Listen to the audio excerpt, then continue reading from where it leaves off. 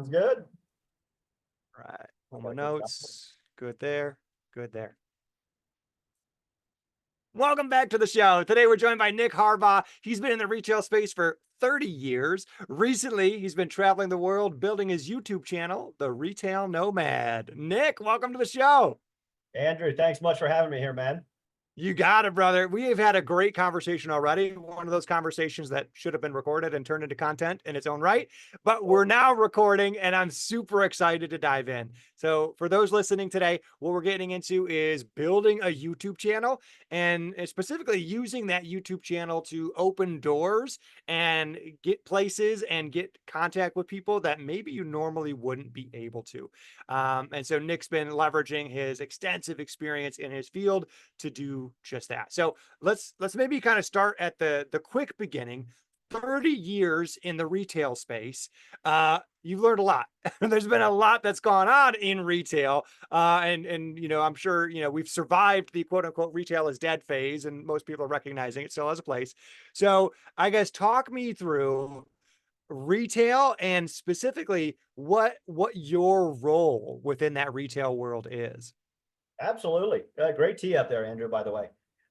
In the retail space, we're all pretty much familiarized with brick and mortar mainstream retail, right? In the late 90s, early 2000s, I started traveling internationally, north of the US border, south of the US border, and I got to learn a lot by the expansion of the brands and so forth, as well as the communication tools that we had at the time, right? So I got to see how some of those US labels were going outside of US borders, and then other brands coming inside of US borders. In doing this, my travels, it's a personal passion, and retail's everywhere. Literally, there's only a handful, 10, 20 countries in the world where there technically is not retail. There it's the old barter system, right? So with my personal interest in travel, I planned and scheduled a trip around the globe to go around the world. And I'm a participant and a member of a few networking groups. And just organically, naturally, multiple members of these groups said, Nick, you should send us some content, start a YouTube channel, show us how retail is similar and yet quite different around the globe. So that light bulb went off in my head. I'm like, made me look intelligent. Hey, I should start a YouTube channel. What would I call it? Started doing a little bit of digging, go to my friend Mr. Google, and I putting together the concept, the idea, the name, brand recognition, and all these elements. And family, I use them as a sounding board, right? And I came up and devised the name, very basic, but yet it kind of explains what I do and what I'm doing over the last few years, which is traveling the globe under the name and the moniker, The Retail Nomad. That's kind I of where we are love that. today. Yeah, because you look at, you know, being a digital nomad has become kind of a phrase that's entered our language. Many people, hopefully most people know what that means. Okay. And if you don't, being a digital nomad means that you're doing remote work wherever you are, right? You're doing your job and you can be anywhere when you are doing that job. And the idea of nomad is, in a sense, you have no permanent address and you're just going to live where you're currently going to live. You may work on a certain time schedule, but at the end of the day, you're working and you're traveling and you're doing all that in kind of synchronous harmony together. And sometimes you're working for somebody else. Sometimes you got your own business. So in Nick's case, he's got his own business, but sometimes he works for other people in order to do that. So looking at the retail space, now obviously we're not going to go like super deep into like retail stuff itself, but I guess tell me about some of the key things that you've learned going different places in the world. Like maybe tell a story of, you know, some retail practice in another country that you're like, oh my goodness, like this is brilliant. Why aren't other places doing this? Well, I mean, I'll back up, right? And the definition of retail, one of my members of my networking group, was like, Nick, show us those elements of how old school where retail started. And I'm like, I don't know where retail started. I got to be honest. Where did the term come from? Where did the definition? In my travels in 2022, I ended up going to 22 countries in that calendar year. Totally coincidental, wasn't planned whatsoever. In doing that, I traveled what was called the Silk Road, right? And I didn't travel each step of the Silk Road. I went to three major elements and areas: Spain, Istanbul, Turkey, and then Asia. And then, hundreds of years ago, they would produce items, spices, herbs, wool, and so forth, and silk. They would transport those ideally to the money, the kings and queens of England, and a lot of the European wealth. They've traveled this path up and over through the mountains, stopping at Istanbul as a distribution point, if you will. That was a segregation point. They could go to the boats on the water to send it to the continent of Africa or go around to Asia, or they could go over the land, right? So the market, the Grand Bazaar in Istanbul, Turkey, the originating point of the first location in the world that had 4 walls built around it. Why? For 2 reasons. The government could tax the goods, collecting monies for the government. You gotta love that. And then also, to prevent price gouging. If you and I are selling the same product, you couldn't be at 10x and I couldn't be at 1x, right? So it kept the price lines in line. It's still to this day the largest market bazaar in the world. It's absolutely amazing to see this, built in 1462, something like this, in my video I created there. So, I traveled then to where Christopher Columbus would barter and trade the goods, put them on his boat. Who knows? They could have ended up in the Americas. I don't know where they ended up off his boat, but seeing that path and the growth of where retail originated hundreds or thousands of years ago and where we are today, it's evolutionary, but yet at the same time, where a lot of the practice principles are very similar. And now we're peppering it with technology and advancements in that angle as well. So it's unlimited. Every day, every country I'm in, I learn something new about retail. I love that you took us back in time. So for me, I'm a history nerd, and what's fascinating is 1462 was the year you brought up. The Ottomans conquered that part of the area in 1453. So 9 years later, they recognized very quickly, like, this, we got to get this humming, and I think that's absolutely fascinating. it's still rocking and rolling today. It's Disneyland as a marketplace, right? It's the largest bazaar in the world. It's a maze. It's a labyrinth of retail, shops and boutiques and so forth. I mean, it's truly educational, overwhelming, but yet intriguing at the same time. Yeah, I love that. And I love they use the word overwhelming, because I can definitely picture that. Like the smells, the sights, the sounds, the languages, all of it all coming together in kind of one chaotic mess. And you can just imagine, you can just picture the people that live there in a sense, right? They're there every day. To them, it's just another day. You know what I mean? But for some people, this is like a life-changing experience. You're spot on. I mean, just moving to last month, right? I ended up in Morocco. Here I'm in Morocco. I stumble across the largest market bazaar in the continent of Africa. I'm like, I gotta go. Let's do this, right? So I cruise through this one, and you could tell it's generationally, right? These people that are making these goods, copper, metal, spices, herbs, they all had their niche specialty, and they know these things inside and out. And I just went through there like a 7-year-old dude at Legoland, like, wow, that's amazing. So it's educational. And then, flip the coin. The next week, I go to the modern, today's marketplace where there's, high-end labels, Nike, Disney, Samsung. The principal process of retail is very synergistic. You just change the elements and put on some shiny, fixturing, some signage, and hey, shiny toy, buy my goods over here. So it's really cool to see the yin and yang of retail because it exists everywhere we turn. So true. So true. So looking at the journey you've been on, right? Being a nomad and being in this kind of traveling role where you're in a sense getting to see the best of the best all over the world. And you've turned that into a way to create content, which I think is super powerful because a lot of people, they have experience, they have some expertise, and often they want to create some kind of content, they want to put themselves out there a little bit more, but they're not really sure how to do it. And so I kind of want to go a couple directions here, but number one, I think it's so cool that you got advice and you got feedback on kind of a one-off thing that you did. And I would challenge our listeners that are in that space to think, what's some of the positive feedback you've been doing on a recent adventure or on a recent something that's been different than normal. Because for you, you got that feedback of, oh, you should make a YouTube channel. And you're like, hey, it's not my idea, but that's a good idea. And then you went for it. So I guess talk to me about going from this is somebody else's idea and then making it your own. How did that happen? Well, just to back up my history personally, I left the continental United States in 2005. So it's kind of synergistic with my lifestyle. Retail taught me to travel, right? Because retail was everywhere, domestic US. When I crossed those international borders, it really enveloped and opened up, the whole spectrum of the world for me, right? So for me, I truly enjoy it. It's eye-opening for myself. And I looked at my industry, what I play that space, that bucket that I had played in for 30 years, and how could I tie it in to my personal interest of travel and life education? And I'm like, well, if I'm the VP of construction of Levi's in San Francisco, right? Okay, I probably visit, I don't know, maybe 100 of my stores a year.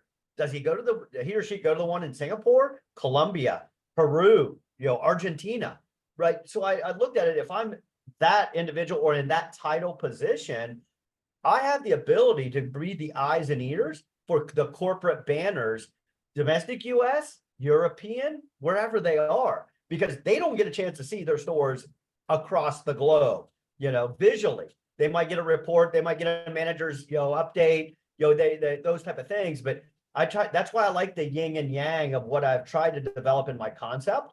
Corporate one week, ma and pa granular next week. Corporate, ma and pa. It's get the peppering of both. The space I've played in, corporate America, every label that's got more than 100 units, we've probably done something in it, built it, torn it down, remodeled it.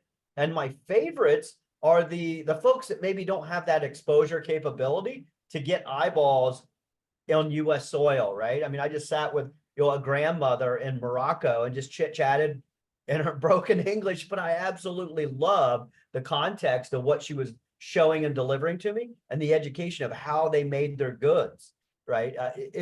To me, it's truly rewarding to be able to have that experience, blend those together within the retail space, but yet in my YouTube channel, because it encompasses everything. I learn something new every day.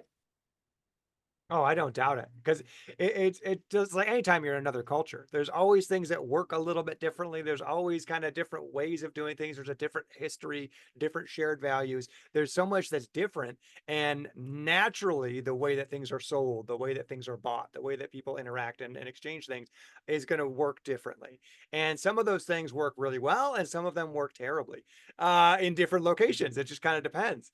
So looking at the YouTube channel, one of the most interesting things that you've been talking about is it's actually been really helpful for people that are higher up in companies that kind of don't have a full pulse on exactly what's going on everywhere. Because in a sense, by the time you get to a large scale, like many of them do, it's almost not worth the time investment to fly for 3 days to go visit this one particular store, right? And maybe you've got 5 or 10 stores in the whole country. And so you're there, you're kind of the boots on the ground, but you've started to become really well known in these higher up circles. And I think that to me is really, really fascinating because obviously you've got an incredible breadth and depth of experience. You know a lot of what you're doing. You're going to these interesting places, but it's these C-level or director level or VP level people that are seeing and interacting with your content. And for many people, that's their ideal client. They would love to have conversations with those people. They would love to just say, oh, hey, just made a video about one of your guys' locations over here. You should check it out, right? And then have that video be shared 200 times within the company, of leadership, right? Because like, not every view on YouTube has that same value, right? You'd give 10,000 views to be able to have the CEO of a company look at what you're doing. So talk to me about how you've structured the podcast to be intriguing and to get in front of these executive level people. Well, it's good. It's a great question there. And what I do is wherever I'm going, I do my homework, my due diligence. Have we completed a project there recently, right? What's my connectivity? who's there, what brands, that type of scenario, boots on the ground, right? For example, I'll give you an example here. In April, I was in Paris for what was called the World Retail Congress. The CEO of ex-CEO of Walmart was there. The CEO of JD Sports. These are high level. They own a Foot Locker here in the U.S. Soil. But Sephora was there. Crate and Barrel was there. These well-known household names, and I get to hear the projections on where they're going, what they're doing, what their initiatives are, their moves, whether it's sustainability. Oh, I should focus a video on sustainability. So I kind of follow suit, and so we're speaking the same language, right? And then, hey, I'm here. I'm listening to this CEO or VP speak. There's a flagship store down the street. Let me tie these all together and marry them, bringing a spotlight onto this brand, whatever the brand may be. So, and that's the cool thing. These international labels are in every major metro city around the world for the most part, right? And I still work with a good majority of them, not all of them, obviously. So I kind of blend them all together, find and create a story. Sometimes it's in conjunction with their team.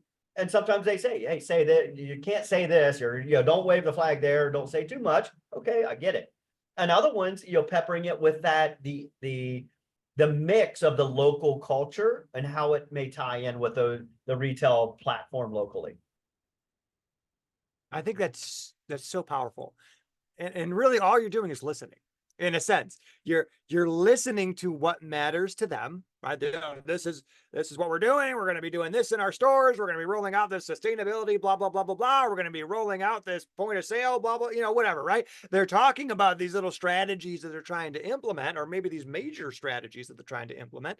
And you're finding ways to incorporate that into your video, because now, cool, let's say, someone from Nike was just talking about, like you mentioned, maybe a sustainability type effort, right? Cool. Well, there's a Nike store, like you said, just down the road. Let's go pop in. Let me talk to the staff a little bit. Let's do some video. Oh, what are you guys doing? That's working on sustainability stuff. Oh, cool. So here's what I see. This is actually different than some of the stores that I've seen before, blah, blah, blah, blah, blah, right? And now all of a sudden you've given other people this inside look. And now me, the guy who was just on stage talking about it, I'm like, oh my goodness, this is awesome. See, other people get it. Other people get it. I can't wait to share about it.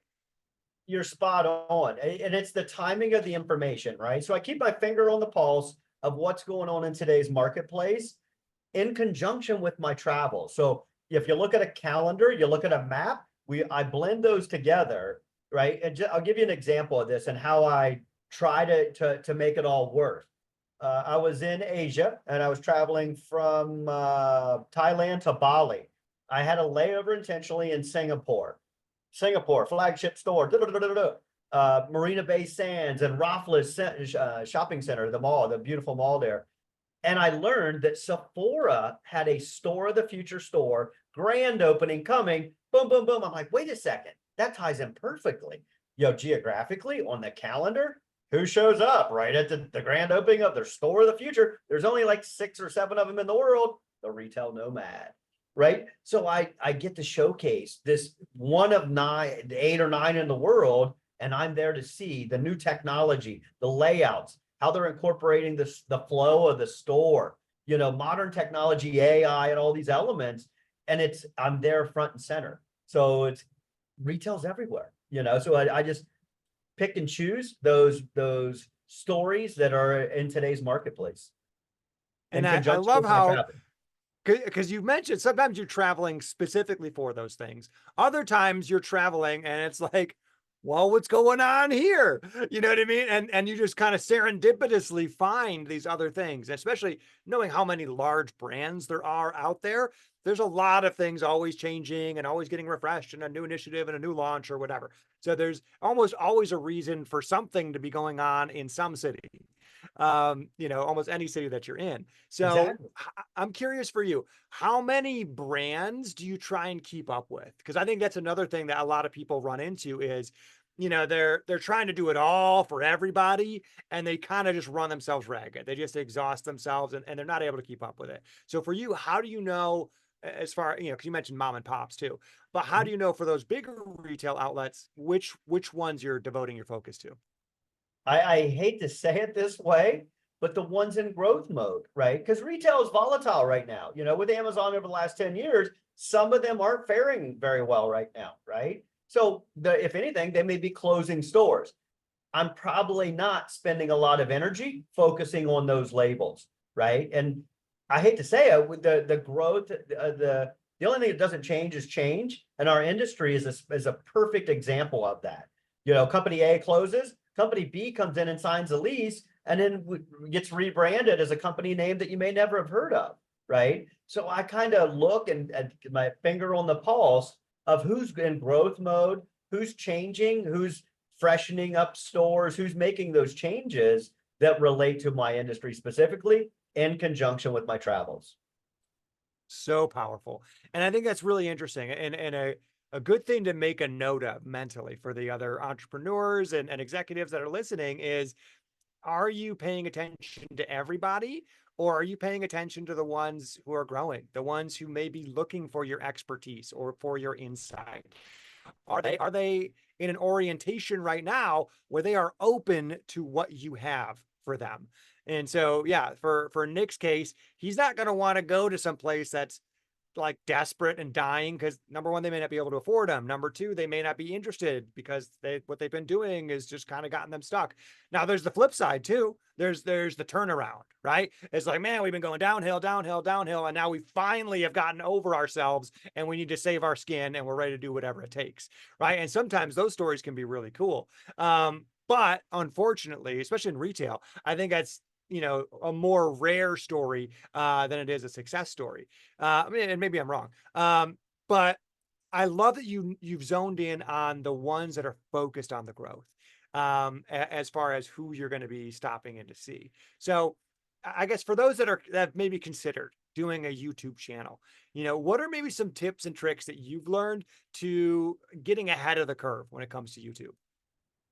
Well, I mean, for myself, I started at ground zero, right? I'm not a look at me type of guy. So I'd never really taken a selfie. I'd never done a video myself, right? Prior to January of 2022, I literally had never done any of these elements. So I would say I started at ground zero, and I've learned a tremendous amount, right? Comfortability, being able to speak on camera. My first 2, 3, 5 videos were absolutely horrible.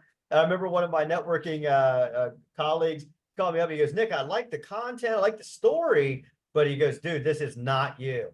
And I'm like, I know, I was nervous. I'm like, why were you nervous? I'm like, I don't know. There's a camera in my face, right? And you got to get over those type of elements. And a lot of it just comes down with practice and learning the creation of the story and keeping the viewer's attention and creating something that people want to watch, right? That's why I like a little peppering of travel, a little peppering of corporate retail America, and then the ma and pa. To me, it's a good recipe of success. I don't want to be too heavily loaded on corporate. I can't have it be too heavily loaded on local ma and pa's either. So it's an eclectic blend of travel, education, and what I see and experience in the corporate world. I like that you brought up a concept I think a lot of people need to get over. And that is like, oh, I'm just not good on camera, or like, oh, I just get all nervous, or, oh, I don't know what to do.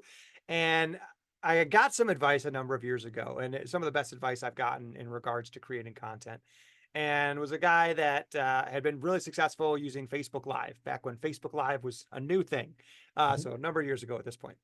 Yep. And he was talking about how, he committed to doing 100 in a row. Every day, I'm going to do another Facebook Live. I don't know what I'm going to talk about. I don't know what, here we are day 1. I don't know what I'm going to talk about on day 5, let alone day 80, right? Yep. But he's like, I'm going to commit to it. I'm just going to figure it out. And, like any process, most of the first ones were pretty bad, but he learned, and he got better, and he got better, and he got better. And I think that's one of the most powerful things you can do as a content creator is start making some pieces of garbage, put them out there, and then start making the pieces of garbage a little bit better. And before you know it, you've got a small subset of loyal viewers. You've got your loyal listeners that are like, yeah, I'm all about this. And you're like, man, I've got Totally, my 10 people that are watching my videos. Thanks, mom and dad, and those other 8 strangers. You know what I mean? But totally. then eventually you get to a spot where you start finding your voice. And like you said, you start finding the stories. You start finding out how to share those things in a more effective way. And then boom, you see those upticks, you see that growth, you see that change. I'm curious for you. Tell me about what that growth process was like for you as far as like viewership or subscribers or all that. Like a lot of people get hyper focused on the numbers, but tell me about your journey along that route. I would say it was slow, right? Because I didn't know what I was doing. The kids know so much more. My nephew knows a million times more pieces of data about YouTube than I do, but he doesn't create the content. And I say that because they know the value of the titles. I had no idea SEO keywords. What's that mean? These type of things. Your thumbnail. I just started creating thumbnails 2 months ago. Why I didn't do it 2 years ago, I have no idea. I had a friend that looked at the video history. He goes, "Okay, Nick, these thumbnails look horrible." He goes, "You're not pulling them in. You're not baiting them. You're not." I'm like, how do I do that?